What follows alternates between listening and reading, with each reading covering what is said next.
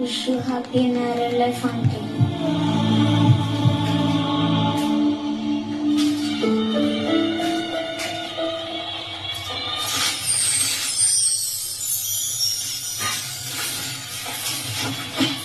నీకోసమే నా అన్వేషణ, నీకోసమే నా నిరీక్షణ.